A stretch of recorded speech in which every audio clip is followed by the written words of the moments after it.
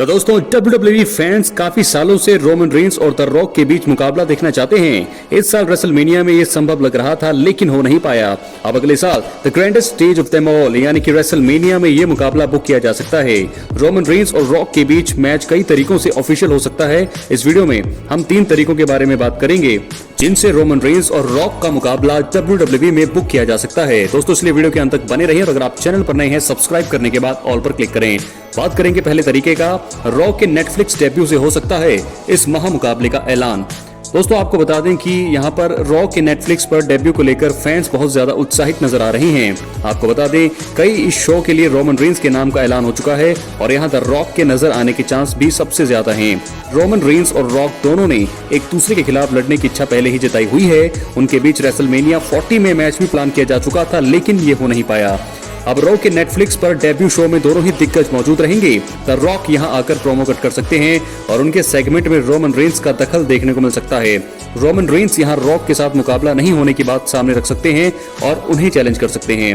The rock ने ही इस साल की शुरुआत में रोमन रेंस से मुकाबले की पहल की थी, जहां से एक चीज क्लियर है कि रोमन रेंस अगर चैलेंज करेंगे तो रॉक किसी भी तरह से मना नहीं करने वाले हैं।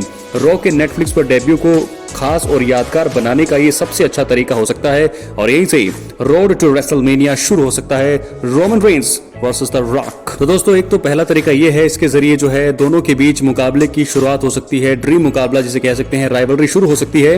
दूसरा तरीका ये हो सकता है कि the rock undisputed WWE champion बन जाएं और रोमन रेंस रॉयल रंबल जीतने में कामयाब हो जाएं। तो इस सिचुएशन में भी ये मुकाबला हमें देखने को मिल सकता है। और इसके अलावा आपको बता दें रॉक ने रेसलमेनिया 40 के बाद रो में आकर कोडी रोड्स के खिलाफ अपने सिंगल्स मुकाबले की नींव रखी थी। रॉक ने इसी बीच कोडी रोड्स से चैंपियनशिप लेने के बारे में बात की थी और कहा था कि अनडिस्प्यूटेड WWE टाइटल उनके ऊपर सूट करेगा। द रॉक ने बैड ब्लड में भी आकर दोस्तों कोडी रोड्स के खिलाफ मुकाबले की संभावना को आगे बढ़ाया था। द रॉक के नेटफ्लिक्स पर डेब्यू शो में वापसी कर सकते हैं और कोडी रोड्स को अनडिस्प्यूटेड WWE चैंपियनशिप के लिए चैलेंज कर सकते हैं।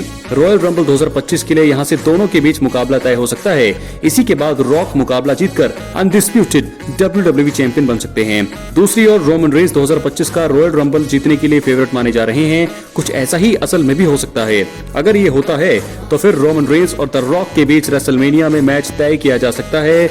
ये उनके बीच मुकाबले का बुक करने का सबसे अच्छा तरीका हो सकता है कि रॉक यहां पर अनडिस्प्यूटेड चैंपियन बन जाए और रोमन रेंस रॉयल रंबल जीत लें। ये दोस्तों सबसे बड़ा तरीका है। मुझे ऐसा लगता है कि इसके होने की संभावना सबसे ज्यादा यहाँ पर लग रही है। बात करेंगे तीसरे और आखिरी तरीके की जिनके जरिए जो है ये मुकाबला बुक किया जा सकता है।